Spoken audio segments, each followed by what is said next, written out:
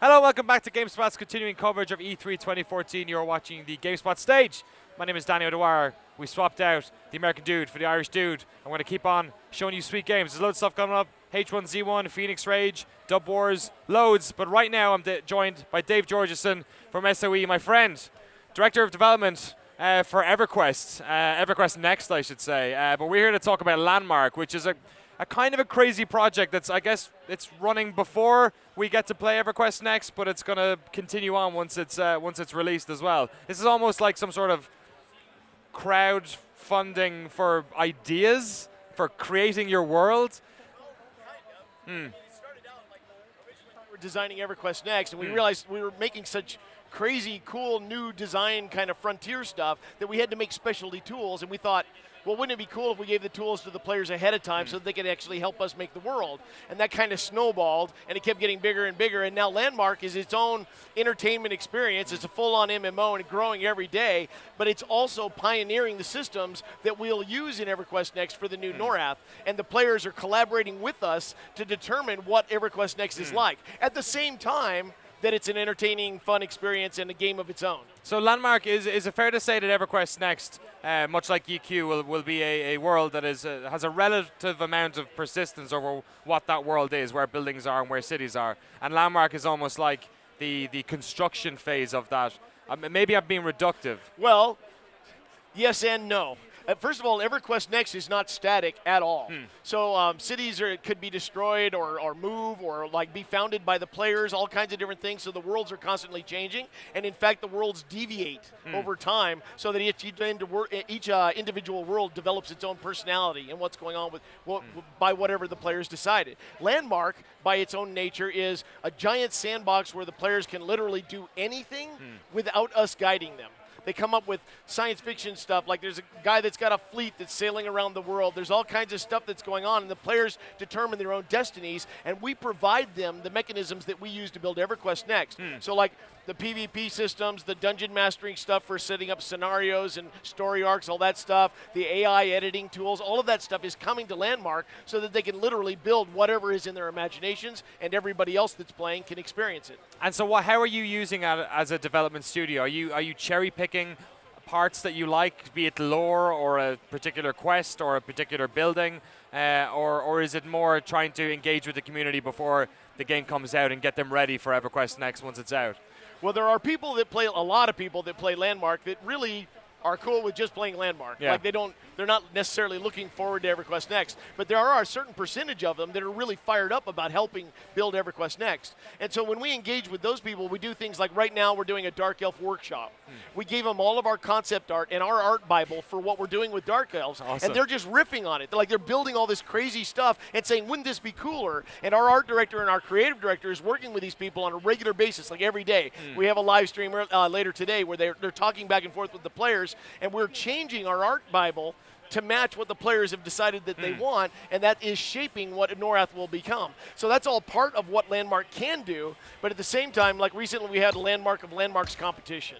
And the winners of that competition, those structures that they created will show up at the player hubs when new players begin. And the first thing a new player sees is this wonderful, amazing construct that a player made with a plaque at the bottom with that guy's name, when he won it, and what contest it was. And we do all these snapshots of really cool stuff as we go forward, so there's like time slices of the development of Landmark as we go. I've got a bunch of questions for Dave myself, but if you have any, at Danny O'Dwyer on Twitter, or send me a message in the chat at Danny O'Dwyer there, and I'll make sure I send them over to Dave here. Okay, I've got a question about I guess the MMO genre. EQ is the forefather of so much that we've seen. Yeah. In a post World of Warcraft world, there have been very few games that have managed to really do something new with the genre, or maybe that's reductive for things like Guild Wars, but nothing has had that moment that wowed it back in 05. Right. Do you think this type of the amount of personal customization on building on your own land, of moving to cities, do you think that EverQuest Next, this is the new frontier of what MMOs are? Well, clearly we do. Otherwise, what the hell are we doing? You seem to be deep diving in this direction. It's true. Well, I mean, we've run a lot of theme park MMOs at SOE. I mean, a lot of them, probably more than anybody else in the world. Yeah. And we kind of understand that the static theme park worlds that we have been building Well, they're not succeeding anymore. There hasn't been a big hit in that line for a long time. So if you take it as a given that it's really difficult to succeed with a model like that, you really need to do something different. And if we're going to do something different, well, why not do the stuff that we've always wanted to do by letting the players collaborate with us and make a difference and be dynamic and have the whole world be destroyable and all of that stuff that we've been talking about for the last year since the last SOE Live. And we've been doing it. I mean, the world is destructible. We're going to be able to demo the Emergent AI in another month or so. We've got, the caves go all the way down to the core of the world. All the stuff we said we were going to do is happening, and it's getting cooler as it goes. So the caves and the oceans you mentioned before we started, that's just been added in as well recently, is that right? Yeah, we just, this Monday, we debuted the caves, which are these huge underground systems where you can go through and explore them. There's occasional earthquakes that reshuffle all the caverns. Awesome. There's treasure chests where you can only get certain items that they're only found deep down underneath the ground. And then later, as we add more combat and danger, that's will be where like monsters start to reside, and it becomes dangerous and creepy. And that's, if you don't mind me talking about it a little bit, the economy of the game depends upon the different groups of players wanting to get together. Okay. So builders need like the PvP and the dungeon mastering guys so that they have an audience for the pieces that they're building. And these guys don't necessarily want to build a house or a castle, so they work with the builders. And the adrenaline seekers that want to go down into the caves need the crafters to make the items and stuff that they use, and the crafters need the adrenaline seekers to find the bits that they need to make stuff with. So, it's all this interactivity, and that's what a good MMO is all about. I guess on the other side of this is as creators, you're handing the tools over to your users, and their imagination can run completely wild, perhaps in ways that you might not necessarily desire. Like, how do you stop this turning into a Second Life, for instance, where there are no rules, and by virtue of that, there is no tone that sort of exists throughout the world? Well, I mean, Landmark is set up in such a way that it kind of protects itself. Well, let's just say that we rely on thin-skinned players. I guess. There's a lot of people that will report things that they don't like seeing, and then our CS system is set up in such a way that the people that report accurately go right to the top of the CS queue, and the people that cry wolf a lot, they go to the bottom, so that we don't have to deal with those reports. And it's really easy for us to turn claims invisible and take care of issues like that, but really all we're really worried about is, graphic, nudity, that sort of thing, and IP violations. Almost everything else is good to go. And so people are building all these crazy sci-fi and fantasy and modern build-outs, like I said, fleets, all kinds of crazy stuff. And now that you can go underwater, I pretty much expect to see sea labs and submarines any day. Excellent. What other type of stuff? I'm interested as to what other interesting things have you seen users create over the past couple of months?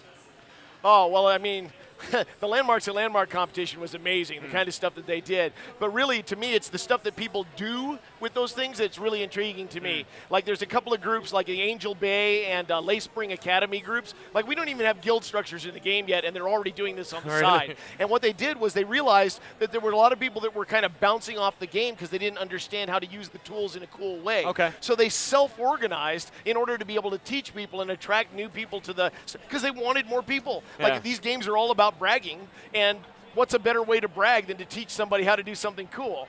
And so they're doing it naturally, and the fleet that moves around and they do Twitch streams, this fleet picks up all its claims and moves to new locations, and then the boats show up, like the fleet arrives, and they do these Twitch streams, and then the fleet moves on to another location. Stuff like that is really cool, and it's just the tip of the iceberg for what players can do later on. How much of the audience for EverQuest Next do you think is guys and girls who used to play EQ back in the day? Or like I say back in the day, like it's an old game. Like EverQuest has existed like non-stop until it's this point. Still going strong. Yeah. So, but how many people EverQuest are from 2, EverQuest? Like, I'm branded, man. I'm not like I run EverQuest, EverQuest 2, Landmark, and EverQuest Next. Oh wow. And, really? Yeah. So like, that's all I do with my life. And these guys are really good, EverQuest and EverQuest 2. We did an analysis of the numbers, and we figured out that about a third of the people that play Landmark play EverQuest and EverQuest 2. So they're a very representative group inside the game, but they're not the majority. Because that would be a worry, perhaps, if you were just preaching to the choir. That would be a worry. That would be a worry, but we're not experiencing that. And when we debuted on Steam, our numbers shot way up, and we've been having a good old time. So there's lots of people in the chat asking how it's available at the moment. So it's alpha, closed beta. Oh, it's closed beta. Okay. Yeah, so you can get it from us directly from SOE. or you can go to Steam and be able to download it from there. And there's different Founders Packs that you can get into. Later on, when we go open beta, this will be a fully free-to-play game. Cool. But right now, we kind of want the people that are really interested in the game to show up. To be engaged, yeah, fair enough. EverQuest Next, am I right in saying that it's also coming out on PlayStation 4?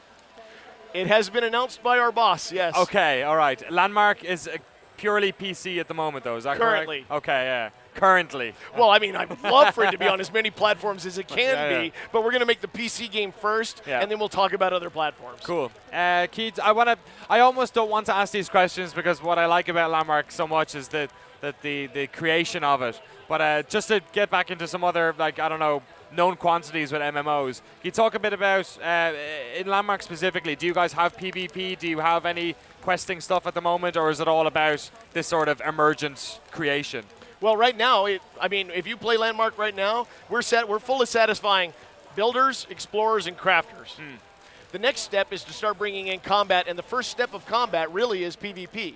Because if we get that player-to-player interaction and that fun factor down, adding AI and pathing and stuff to that is a natural. That's pretty easy.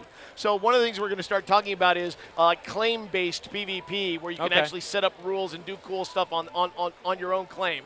But we're going to hold back on details on that for a little bit because, to be honest, we got a lot of discussions going internally, and we want to make sure we nail it all down before we start telling people about it. I guess if you've got you guys seem to have a pretty open design really, philosophy. So I mean, we tell them everything. We told them, like early on in Alpha, we gave them the whole business plan for what we were going to charge for and what we weren't going to charge for. Really? Yeah, everything. Like, we're as open as you can be. Like, we tell them when people are sick on the team so that they know that the feature's been delayed by a couple of days. Wow. It's like this. It's like we got 100,000 people that live just down the hall from us. Yeah. And it's really cool. Like, I've never developed a game like this. I don't know of anybody that's developed a game like this. And it's crazy because it's open development in the public light of day, and we have to be entertaining our players all the time while we're doing it.